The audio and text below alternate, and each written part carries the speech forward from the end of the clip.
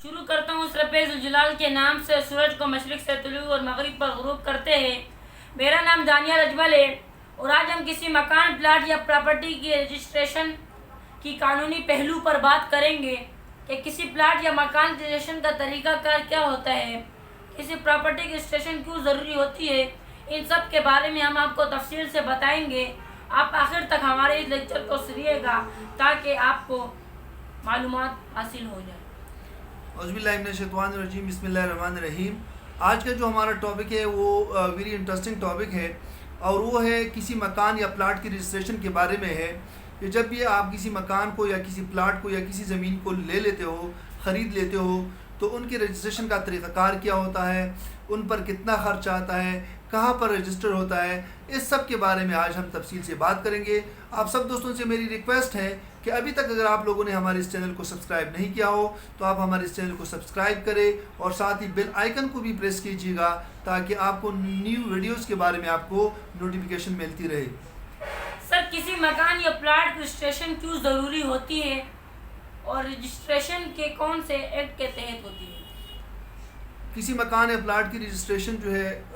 وہ انتہائی ضروری ہوتی ہے، اور جب آپ کسی مکان یا پلاٹ کو رجسٹر کروا لیتے ہو تو ان کو ایک قانونی حیثیت مل جاتی ہے، اور اگر آپ کسی مکان یا پلاٹ کو خرید لیتے ہو اور ان کو آپ رجسٹر نہیں کرواتے تو ان کی وہ قانونی حیثیت نہیں ہوتی جو کہ ایک رجسٹرڈ ڈاکومنٹس کی قانونی حیثیت ہوتی ہے، اور یہ رجسٹریشن جو ہے وہ رجسٹریشن ایکٹ 1908 کے تحت ہوتی ہے۔ سر، رجسٹریشن کے وقت کون سے کاغذات کی ضرورت ہوتی ہے؟ جب بھی آپ کسی ڈاکومنٹس کو رجسٹر کروا لیتے ہو تو ان کے لیے جو ہے آپ کے پاس جو ہے جو بھی پراپرٹی ہے ان کا ایک سیل ڈیڈ وغیرہ ہونا ضروری ہے۔ اس کے علاوہ اس پراپرٹی کا میپ جو ہے وہ ضروری ہے۔ اس کے علاوہ جو ہے کچھ تصاویر بھی جو ہے دونوں فریقین کی جو ہے وہ بھی ضروری ہے اس میں، اور اس کے علاوہ جو ہے ان کے دونوں فریقین کی آئی ڈی کارڈ کا ہونا بھی ضروری ہے، اور ساتھ ہی جو ہے سیل ڈیڈ کے وقت جو ہے 2 وٹنس کا ہونا بھی ضروری ہے۔ تو یہ بیسک ڈاکومنٹس ہے جو جب بھی آپ کسی بھی پراپرٹی کو، کسی مکان کو، کسی پلاٹ کو رجسٹر کرواتے ہو تو ان کے لیے ان کاغذات کا ہونا جو ہے وہ نہایت ضروری ہوتا ہے۔ سر، اگر کوئی پراپرٹی گفٹ میں دی جائے تو کیا ان کے رجسٹریشن لازمی ہے؟ اگر کوئی بھی پراپرٹی گفٹ کی شکل میں آپ کو مل جائے تو اس کی بھی رجسٹریشن جو ہے وہ لازمی ہوتی ہے۔ سر، کسی پلاٹ یا مکان کو اگر خریدا جائے اور صرف سیل ڈیڈ یعنی خریدا اور فروخت کا معاہدہ کیا جائے اور رجسٹریشن نہ کی جائے تو اس کا کیا نقصان ہوتا ہے؟ دیکھو، جب بھی آپ کوئی پراپرٹی لیتے ہو اور آپ ان کو اس کو رجسٹرڈ نہیں کرواتے ہو تو ان کو وہ، جس طرح کہ میں نے پہلے بتا چکا ہوں، کہ ان کو قانونی حیثیت نہیں مل جاتی جو کہ ایک رجسٹرڈ ڈاکومنٹس کو مل جاتی ہے۔ اور قانونی شہادت کے آرٹیکل 79 کے تحت اگر کوئی بھی ڈاکومنٹ جو ہے وہ رجسٹرڈ ہو اور وہ مطلب جو پرنسپل ہے ان کی طرف سے اس پر کوئی آبجیکشن نہ ہو تو وہ عدالت میں ایک مستند ڈاکومنٹس کے طور پر ریکگنائز کی جاتی ہے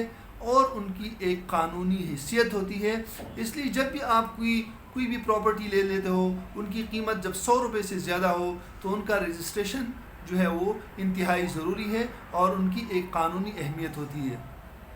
سر، اگر کسی مکان یا پلاٹ کو رجسٹر کروانا ہو تو کتنا خرچہ آتا ہے اور ٹوٹل ٹیکس کتنا دینا ہوتا ہے؟ دیکھو، جب بھی آپ نے کوئی مکان یا پراپرٹی وغیرہ آپ لے لیتے ہو اور پھر ان کی جو ہے نا رجسٹریشن آپ کروانا چاہتے ہو تو ہر علاقے کا، ہر ایک ڈسٹرکٹ کا ایک ڈی سی ریٹ ہوتا ہے، ایک ٹیکس ہوتا ہے جو کہ اسکوائر فٹ کے لحاظ سے جو ہے وہ ٹیکس جو ہے وہ لگائی جاتی ہے، اور وہ ہر علاقے کے نسبت جو ہے نا وہ ڈفرینٹ ہوتا ہے۔ فار ایگزامپل میں کراچی کی بات کروں، اگر کوئی شخص جو ہے نا لیاری میں کوئی پراپرٹی لے لیتا ہے تو ان کا جو ٹیکس ہے، جو ان کا ڈی سی ریٹ ہے اسکوائر فٹ کے لحاظ سے وہ ڈفرینٹ ہوتا ہے، اور اگر آپ کلپٹن یا کسی اور علاقے میں آپ کوئی پراپرٹی لے لیتے ہو تو ان کا جو ڈی سی ریٹ ہے وہ جو ہے وہ ڈفرینٹ ہوتا ہے۔ اس لیے ان کا جو ٹیکس ہے وہ کسی بھی علاقے پر، ایریا پر ڈپینڈ کرتا ہے، اور اس لحاظ سے جو ہے وہ ان کا ایک ڈی سی ریٹ ہوتا ہے جو کہ اسکوائر فٹ کے لحاظ سے ہوتا ہے، وہ آپ کو دینا ہوتا ہے۔ اور اس کے علاوہ جو ہے، چونکہ ہم ایک ایسی ملک میں رہ رہے ہیں جہاں پر بغیر کسی رشوت کے، بغیر کسی سفارش کے، ان ساری چیزوں کے بغیر بھی کام نہیں ہوتا، اس لیے آفیسز میں آفس میں اسپیشلی آپ نے اس کے بعد ایکسٹرا خرچہ بھی دینا ہوتا ہے. تو یہ ساری چیزیں جب بھی آپ نے کسی ڈاکومنٹس کو رجسٹر کروانا ہو تو یہ ساری چیزیں آپ نے ذہن میں رکھنی ہے کہ میں نے ٹیکس وغیرہ بھی دینا ہے اور آفیسز وغیرہ کا جو ایکسٹرا خرچہ ہوتا ہے جو کہ لوگ لے لیتے ہیں وہ بھی ساتھ آپ نے دینا ہوتا ہے. تو یہی ان کا ٹوٹل خرچہ ہوتا ہے. سر کیا رہائشی پلاٹ یا مکان اور کمرشل میں ٹیکس کا فرق ہوتا ہے؟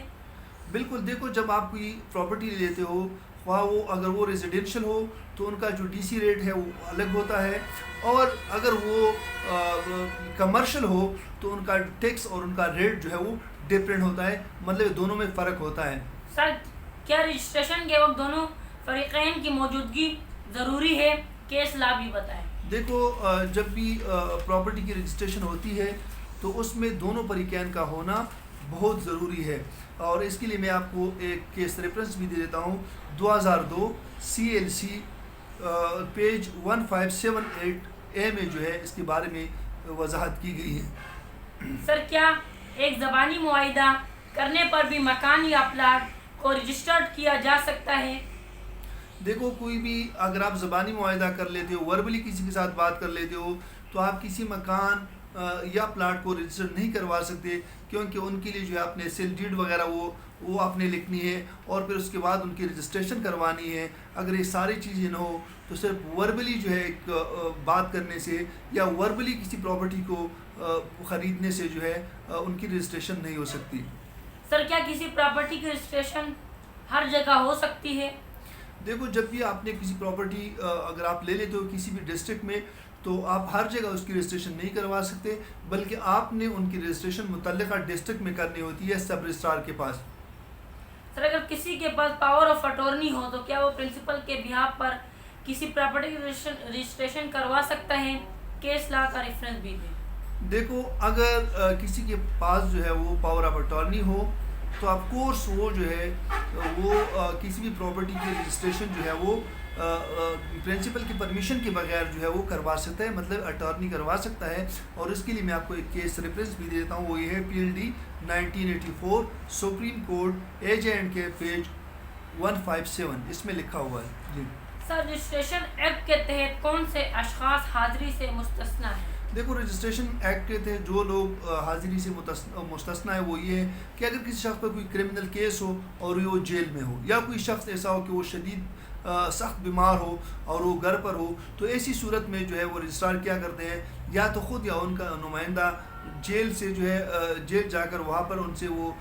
جو ڈاکومنٹس ہے وہ اٹیسٹ کروا لیتے ہیں یا ان کی کسی نمائندے کو اس بیمار شخص کے گھر بھیج دیتے ہیں اور وہاں پر ان سے سائن وغیرہ لے لیتے ہیں. لیکن بدقسمت یہ ہے کہ ہمارے ملک میں ایسا نہیں ہے کیونکہ آپ نے ان کے لیے جو ہے ایک گریٹ اپروچ کی ضرورت ہوتی ہے کہ آپ کسی گھر جائے وہاں سے ان سے ڈاکومنٹس جو ہے وہ اٹیسٹڈ کروائے.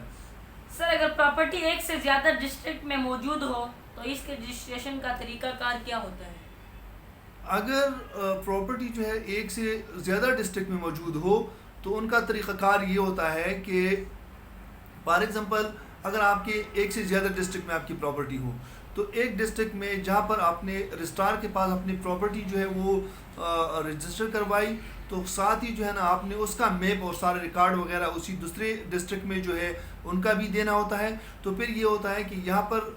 جو رجسٹری کروا رہے ہو آپ اس میں ان کا ذکر ہوتا ہے اور پھر جو ہے نا رجسٹرار جو ہے ایک نوٹس بھیج دیتا ہے اور وہاں پر اور اس کے ساتھ ہی جو ہے اس کا میپ وغیرہ بھی بھیج دیتا ہے اور وہاں کا جو دوسرے ڈسٹرکٹ کا رجسٹرار ہوتا ہے وہ پھر ان کو سب رجسٹرار کے پاس ان کو جو ہے وہ منتقل کر دیتے ہیں اور وہاں پر جو ہے وہ بک نمبر 1 میں جو ہے نا ان کی انٹری کی جاتی ہے. سر اگر کوئی سیل ڈیڈ اور مکمل کاغذات کی تکلیل کے بعد رجسٹرار کے سامنے انکار کرے تو رجسٹرار اس رجسٹریشن کو کرنے کا پابند ہوگا؟ دیکھو اگر فار ایگزامپل آپ نے کوئی پراپرٹی لی ہے ان کو سیل ڈیڈ بھی بنایا ہے اس کا سیل ڈیڈ بھی آپ نے بنایا ہے لیکن آپ جب رجسٹرار کے پاس جاتے ہو اور وہاں پر کوئی بھی رجسٹرار آپ سے پوچھتے ہیں کہ یار دیکھو آپ کی مرضی سے آپ اس کو پراپرٹی کی رجسٹریشن کروا رہے ہو سارے کویشچن آپ سے کرتے ہیں تو وہاں پر اگر کوئی شخص انکار کر لیتا ہے کوئی پرنسپل انکار کر لیتا ہے تو پھر رجسٹرار کیا کر دیتا ہے کہ ایسی ڈاکومنٹس کو رجسٹر کرنے سے انکار کر دیتا ہے اور ان کا ذکر جو ہے وہ رجسٹر نمبر 2 میں جو ہے ان کا انٹری کر دیتے ہیں. سر اگر ڈگری عدالت کے ذریعے کسی جائیداد کی منتقلی ہو تو کیا اس کی رجسٹریشن ضروری ہوتی ہے؟ دیکھو اگر عدالت کی ڈگری کے ذریعے سے کسی جائیداد کی منتقلی ہو تو پھر اس میں رجسٹریشن کی ضرورت نہیں ہوتی۔ سر، ولی کی درخواست پر گارڈین عدالت کی ہدایات کے تحت نابالغ کی جائیداد اگر فروخت ہو جائے تو اس کی رجسٹریشن کی ضرورت ہوتی ہے، کیس لا کا ریفرنس بھی دیں۔ دیکھو اگر کوئی بھی کورٹ جو ہے وہ گارڈین کورٹ جو ہے وہ کسی ولی جو ہے وہ ان کی اجازت سے اگر کسی پراپرٹی کو جو ہے سیل آؤٹ کرنا ہو تو پھر اس کی یا اسی پراپرٹی کو رجسٹریشن کی ضرورت جو ہے وہ نہیں ہوتی۔ اس کے لیے میں آپ کو ایک کیس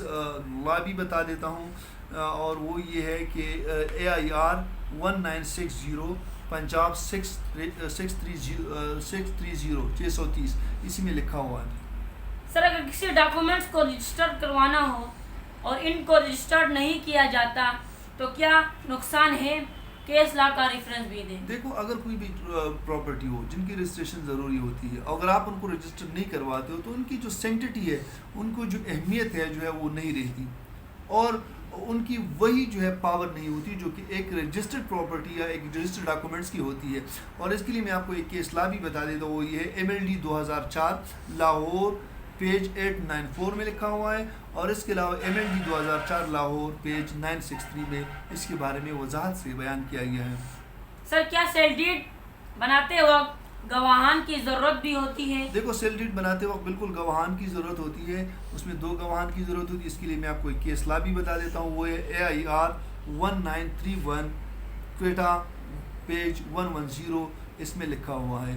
تو آج کے لیے ہمارا یہ لیکچر کمپلیٹ ہو گیا۔ Thank you so much.